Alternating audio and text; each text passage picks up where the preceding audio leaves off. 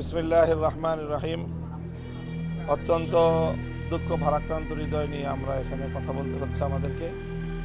আমরা অত্যন্ত শান্তিপ্রিয় উপায়ে, নিয়মতান্ত্রিক উপায়ে একটা প্রক্রিয়ার মধ্য দিয়ে যাচ্ছিলাম। একটা বিষয় বিরোধ আছে বা মতপার্থক্য আছে, সেই মতপার্থক্যটাকে কিভাবে আলোচনার মাধ্যমে সমাধান করা যায় তার সর্বোচ্চ চেষ্টা আমাদের পক্ষ থেকেও ছিল এবং প্রশাসনের সর্বোচ্চ পর্যায় থেকে সেই প্রচেষ্টা অব্যাহত ছিল। এবং গতকালকে দিনভর রাষ্ট্রের গুরুত্বপূর্ণ বিভিন্ন দায়িত্বশীলের সাথে আমাদের দায়িত্বশীলদের এবং তাদের দায়িত্বশীলদের, উভয় পক্ষের দায়িত্বশীলদের কথা হয়েছে। গতকালকে সকল এজেন্সিগুলোর প্রধান, এসবির চিফ, এনএসআইয়ের ডিজি এবং ডিজিএফআইয়ের দায়িত্বশীল বৃন্দ, তারপরে উপদেষ্টা মহোদয় বৃন্দ, এরপরে হলো এই বৈষম্য বিরোধী ছাত্র আন্দোলন নেতৃবৃন্দ, সকলের মধ্যস্থতায় খুব শান্তিপ্রিয়ভাবেই আমরা আলোচনা করতেছিলাম।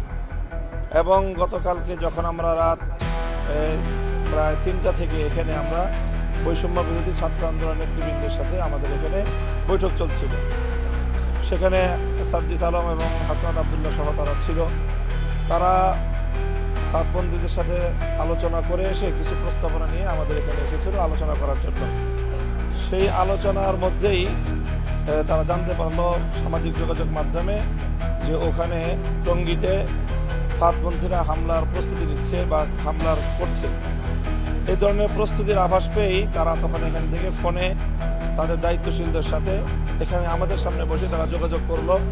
সার্জিস আলম এবং হাসনাত আবদুল্লাহ উভয় তাদের সাথে কথা বললো এবং স্পেসিফিক নাম সহ আমি বলছি, জনাব ওয়াসিফুল ইসলাম সাহেবের সাথে কথা বলেছে, ওনার ছেলে উসামার সাথে কথা বলেছে, তারপরে আবদুল্লাহ মনসুরের সাথে কথা বলেছে। তাদের সাথে কথা বলে বলতেছে, তারা এখান থেকে বলল যে আপনারা যদি কোনোভাবে আইন নিজেদের হাতে তুলে নেন অথবা আলোচনার মাধ্যমে আমরা কোনো একটা মীমাংসা দেওয়ার আগে আপনারা যদি নিজেরা সেখানে কোনো ধরনের ওখানে প্রবেশ করার চেষ্টা করেন তাহলে অবশ্যই সেটা আপনাদের বিরুদ্ধে আমরা সকলে ঐক্যবদ্ধভাবে পদক্ষেপে যেতে বাধ্য হব। এই ধরনের কথাবার্তা বলার কিছুক্ষণ পরেই তারা সেখানে হামলা চালায়। যখন হামলার সংবাদ আসে তখন তারা তাদেরকে বারবার যোগাযোগ করার চেষ্টা করেছে, তখন সার্জিস আলম এবং হাসনাত আবদুল্লাহর ফোন তারা কেউ রিসিভ করেনি। এইভাবে তারা হামলা চালায় আর এর কিছুক্ষণের মধ্যেই আমাদের কাছে হামলার যাবতীয় তথ্যগুলি আসতে থাকে এবং ইতিমধ্যে আমাদের 3 জন ভাই শাহাদাত বরণ করেছেন। তাদের প্রত্যেককে ধারালো অস্ত্র দিয়ে তাদেরকে আহত করা হয়েছে, আঘাত করা হয়েছে, রক্তক্ষরণ এবং মারাত্মকভাবে তাদেরকে আঘাত করে তাদেরকে হত্যা করা হয়েছে। আর অসংখ্য অগণিত আমাদের ভাইয়েরা তারা সেখানে আহত হয়েছে, মারাত্মকভাবে ইনজুর্ড হয়েছে। প্রায় অনেকেরই আঘাত বুকের মধ্যে, পেটের মধ্যে ধারালো অস্ত্রের সাহায্যে তারা এই আঘাতগুলো করেছে। অর্থাৎ সম্পূর্ণরূপে এখানে একপক্ষীয়ভাবে হামলা হয়েছে। সন্ত্রাসী কায়দায় সেখানে আমরা এমন তথ্য পাচ্ছি যে সেখানে তারা পেশাদার হত্যাকারী, পেশাদার খুনি, কিলারদের সহ এই অভিযানটা পরিচালিত হয়েছে। অত্যন্ত দুঃখজনকভাবে আমাদের কথা বলতে হয় যে সংবাদ মাধ্যমে অনেকেই সংবাদ প্রচার করছেন যে 2 পক্ষের সংঘর্ষ বা সংঘাত। এটা সম্পূর্ণরূপেই একপক্ষীয় আক্রমণ হয়েছে, হামলা হয়েছে। রাতের অন্ধকারে অতর্কিতে সন্ত্রাসীরা আক্রমণ চালিয়ে তবলিগ ঘুমন্ত এবং সেখানে দায়িত্বরত আমাদের যে সকল তবলিগের সাথী ভাইয়েরা ছিলেন তাদেরকে হত্যা করেছে এবং তাদেরকে আহত করেছে। এই বিষয়টা সংগঠিত হওয়ার পরে স্বাভাবিকভাবেই সারা বাংলাদেশের সকল তবলিগের সাথী এবং লক্ষ লক্ষ ছাত্র জনতার মধ্যে যে ক্ষোভ অগ্নিগর্ভ হয়ে উঠেছে গোটা বাংলাদেশ। আমরা অব্যাহতভাবে সারা দেশে আমাদের ছাত্র জনতাকে এবং তবলিগের সাথীদেরকে, ধর্মপ্রাণ মুসলমানদেরকে আমরা সকলকে ধৈর্য ধারণ করার জন্য নির্দেশনা দিচ্ছি এবং আলহামদুলিল্লাহ আমরা এই পর্যন্ত আমাদের পক্ষ থেকে কেউ কোনো ধরনের উস্কানিমূলক কোনো কার্যকলাপে লিপ্ত হয়নি এবং আমরা আশা করছি যে সারা দেশকে আমরা এখনও পর্যন্ত শান্তিপূর্ণ রাখার ক্ষেত্রে আমাদের ভূমিকা আমরা পালন করতে সক্ষম হয়েছি এবং আমাদের ছাত্র জনতা সকলেই এখনও তারা ধৈর্য ধারণ করে আছে এবং আমরা এখন শুধুমাত্র অপেক্ষায় আছি যে সুনির্দিষ্টভাবে এই ধরনের হামলা এবং হত্যাযজ্ঞের প্রেক্ষিতে যেই সকল খুনিরা এই ধরনের কার্যক্রম পরিচালনা করলো এবং যাদের নেতৃত্বে প্রত্যক্ষ সেখানে ভিডিও ফুটেজের মাধ্যমে দেখা যাচ্ছে কখন ঢুকছে, কোন ফান দিয়ে ঢুকতেছে, কিভাবে হামলা পরিচালনা করছে, এই সকল স্পষ্ট প্রমাণাদি আইন শৃঙ্খলা রক্ষাকারী বাহিনীর কাছে থাকার পরেও যদি তাদের বিরুদ্ধে আইনানুগ ব্যবস্থা গ্রহণ না করা হয় তাহলে সেই ক্ষেত্রে পরিস্থিতি আমরা কোনোভাবেই সামাল দিতে পারবো না। এই জন্য অনতিবিলম্বে যারা এই হত্যাকাণ্ডের সঙ্গে নেতৃত্ব দিয়েছে, ওখানে সব ভিডিও ফুটেজে দেখা যাচ্ছে আবদুল্লাহ মনসুর, উসামা ওয়াসিফদের নেতৃত্বে সেখানে রাত্রে মোটর সাইকেল শোভাযাত্রা সহ একেবারে শোডাউনের মাধ্যমে সন্ত্রাসী বাহিনীর মতো করে সেখানে একটা ঘুমন্ত এলাকায় সেখানে তারা ঢুকেছে। সেখানে একটা মাদ্রাসা আছে, সেই মাদ্রাসায় সব ছেলেরা কোরআনের হেফজো পড়ে, হেফজোখানা, প্রায় শতখানিক ছাত্র সেখানে পড়াশোনা করে, সব ছোট ছোট বাচ্চা। সেই বাচ্চাদেরকে জিম্মি করে তাদের শিক্ষকদেরকে বেদম প্রহার করেছে, আঘাত করে, এমনভাবে আঘাত করেছে যে তাদেরকে মারাত্মক ইনজুর্ড অবস্থায়, মুমূর্ষ অবস্থায় তাদেরকে হাসপাতালে ভর্তি করতে হয়েছে। এই অবস্থায় সেখানে সেই সকল ছাত্রগুলোকে জিম্মি করে তাদের মধ্যে মারাত্মকভাবে ভীতির সঞ্চার করে সেই মাদ্রাসা তারা করায়ত্ত করেছে, দখল করেছে। এখান থেকে সার্জিস আলম নিজে, হাসনাত আবদুল্লাহ নিজে ওয়াসিফুল ইসলাম সাহেবকে জানিয়েছে যে সেখানে মাদ্রাসা আছে, সেই মাদ্রাসায় পর্যন্ত আপনার বাহিনী তারা হামলা চালিয়েছে। উনি সেখানে পরিষ্কার বললেন যে মাদ্রাসা বন্ধ, মাদ্রাসা নাই, অস্বীকার করলেন। তাদের সর্বোচ্চ ব্যক্তিত্ব তিনি এইভাবে সার্জিস আলম এবং হাসনাত আবদুল্লাহদের সাথে মিথ্যাচার করলেন। অথচ সেখানে আমাদের কোমলমতি ছোট ছোট শিশুরা তারা এই হামলার সম্মুখীন হয়েছে। তাদের আর্তচিৎকার সেখানে ফোনে ভেসে উঠেছে। সেই আর্তচিৎকার শুনে আমরা তো দূরের কথা, বৈষম্য বিরোধী ছাত্র আন্দোলন নেতৃবৃন্দ তাদের চোখের পানি সংবরণ করতে পারে নাই। সেখানে তারা এই অবস্থার মধ্যে আজ এইভাবে সেখানে আমরা হামলার সম্মুখীন হয়েছি এবং সম্পূর্ণরূপে একতরফা সন্ত্রাসী আক্রমণ হয়েছে। আমরা সংবাদ মাধ্যমগুলোর কাছে বিনীত অনুরোধ করব যে আপনারা দয়া করে এই ঘটনাটাকে দ্বিপাক্ষিক সংঘর্ষ হিসেবে আখ্যায়িত করে খুনিদেরকে আড়াল করার চেষ্টা করবেন না। প্রকৃত হামলার চিত্রটাকে আপনারা ভিন্ন কালার দেওয়ার চেষ্টা করবেন না।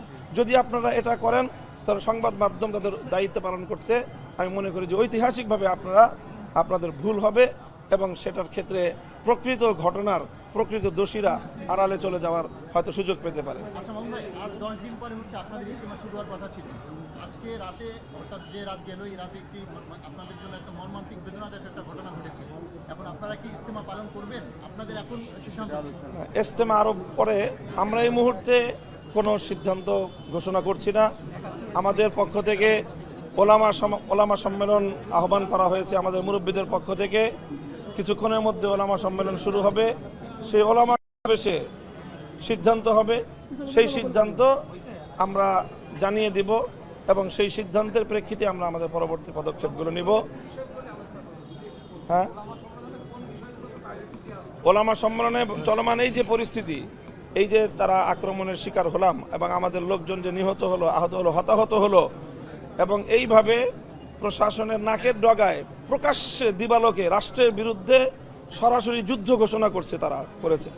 কারণ এখানে পরিষ্কার যে স্বরাষ্ট্র উপদেষ্টা মহোদয়, ধর্ম উপদেষ্টা মহোদয়, সকল উপদেষ্টাদের নেতৃত্বে এবং সর্বোচ্চ আইন শৃঙ্খলা রক্ষাকারী বাহিনীর সকল সদস্যদের ইনভলভমেন্টের মাধ্যমে অব্যাহতভাবে বৈঠক চলছে। গত সারা রাত বৈঠক হয়েছে, তাদের সাথে হয়েছে, আমাদের সাথে হয়েছে, এবং আজ সকাল 11টা এবং 12টায় দুই পক্ষের সঙ্গে স্বরাষ্ট্র মন্ত্রণালয়ে হাই প্রোফাইলের বৈঠক হওয়ার কথা এবং সেই বৈঠকের জন্য আমরা প্রস্তুতি নিচ্ছিলাম। সেখানে আমরা কথা বলবো এবং আলোচনার মাধ্যমেই আমরা একটা মীমাংসায় পৌঁছবো। তো সেই ক্ষেত্রে এরকমভাবে অতর্কিতে হামলা চালানো, এটা গোটা রাষ্ট্রযন্ত্রের প্রতি, সরকারের প্রতি, গোটা বাংলাদেশের প্রতি একটা সম্পূর্ণরূপে একটা চ্যালেঞ্জ বলে আমরা মনে করি। এবং আমাদের এই ক্ষেত্রে ধারণা হলো এটাই যে স্বাভাবিকভাবে বাংলাদেশ বিরোধী যে চক্রান্তটা রয়েছে, যারা বাংলাদেশকে এই মুহূর্তে অস্থিতিশীল করার চেষ্টা করছে, বাংলাদেশকে ধ্বংস করার চেষ্টা করছে, সেই বাংলাদেশ বিরোধী চক্রের সঙ্গে এই হামলার অবশ্যই যোগসাজশ রয়েছে। এবং তারা যারা এই ক্ষেত্রে ওই সাতপন্থীদের যারা দায়িত্বশীল, তাদেরকে আমি মনে করি যে এখন কোনোভাবেই তাদেরকে শুধুমাত্র তবলিগ জামাতের মুরব্বী হিসেবে পরিচয় দেওয়ার কোনো সুযোগ নেই। তারা সম্পূর্ণরূপে মানে রাষ্ট্রের সঙ্গে, বাংলাদেশের সঙ্গে যুদ্ধ ঘোষণাকারী একটা মানে সন্ত্রাসী বাহিনী হিসেবে তাদেরকে চিহ্নিত করা ছাড়া আর কোনো উপায় নেই। আচ্ছা, আমরা কি এই কথা বলতে পারি কিনা যে আপনাদের উলামা সম্মেলনের পরেই আপনারা ইজতেমার বিষয়ে সিদ্ধান্ত নেবেন? এখানে কি বলতে পারি? না, ইজতেমার সিদ্ধান্ত ইজতেমার সাথে এখানে কোনো সম্পর্ক নাই। ইজতেমা এখন অনেক দেরি, ইজতেমা এখনো 40 দিনের পরে। 40 দিন পরে ভাই আপনাদের 31শে জানুয়ারি 31শে জানুয়ারি। জি জি, বাস আমরা এখন এই মুহূর্তে আমরা কোনো প্রশ্ন উত্তরে যাচ্ছি না। এই মুহূর্তে আমরা আমাদের জরুরি বক্তব্যগুলো আপনাদের মাধ্যমে তুলে ধরলাম। প্রশ্ন না, ছোট একটা প্রশ্ন, সেটি হলো যে আপনারাই তো ওই ইজতেমা ময়দানে আপনারাই তো ইজতেমা পালন করেন, সবাই হুজুর, সবাই আল্লাহকে মানি, সবাই ইসলামকে মানি। জি বাস এই কথাগুলি আমরা যেভাবে বললাম, এই বিস্তারিত কথা বলবো না এখন। আমরা ঘটনার সংক্ষিপ্ত বিবরণ আপনাদের সামনে উপস্থাপন করলাম। মিডিয়ার সকল দায়িত্বশীল এবং সংবাদকর্মীদের কাছে আমাদের উদাত্ত আহ্বান থাকবে যে আপনারা দয়া করে এই ঘটনাকে সংঘর্ষ হিসেবে আপনারা নিউজ করবেন না। এটা একতরফা হামলা হয়েছে সেখানে, এবং সকল যারা আহত, ইনজুর্ড, যারা নিহত, তারা সব একপক্ষীয়, আর আক্রমণকারীরা আরেক পক্ষীয়। এখন কারো বাড়িতে ডাকাতের আক্রমণকে যদি আপনি বাড়িওয়ালা ডাকাতের সংঘর্ষ হিসেবে চিত্রিত করেন, তাহলে সংবাদ মাধ্যম কোনোভাবেই আপনারা দায়িত্ব পালন করছেন না, বরং আপনারা ডাকাতদেরকে আড়াল করার চেষ্টা করছেন বলেই আমরা দেশবাসী এটাকে এইভাবেই নিবে।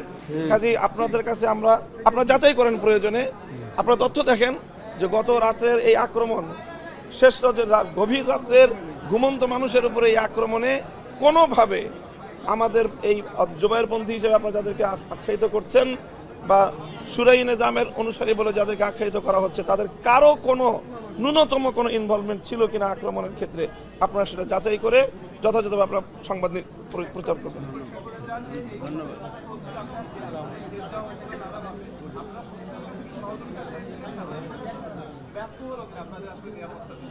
অবশ্যই প্রশাসন আমাদেরকে গত রাতে নিরাপত্তা দিতে ব্যর্থ হয়েছে।